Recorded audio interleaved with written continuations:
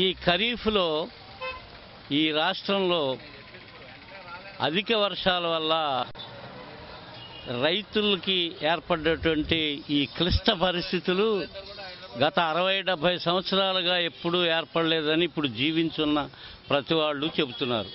ఎందువలనంటే ఈ ఖరీఫ్లో నారుమడి పోసిన దగ్గర నుంచి కోత కోసి మాసూలు చేసే వరకు జూన్ నెల నుంచి డిసెంబర్ నెల వరకు ప్రతి నెలలోనూ తుఫాన్లు అధిక వర్షాలు వచ్చి తీవ్రంగా నష్టపోయారు. ఈ పరిస్థితుల్లో రైతులు దిక్కుశోచన స్థితిలో రైతులు ఉన్నారు. ఇటువంటి విపత్కర పరిస్థితులు, తుఫాన్లు, ముంపులు వచ్చినా గతంలో వాళ్ళు ధాన్యాన్ని ఏదో రకంగా అమ్ముకోవటానికి అవకాశం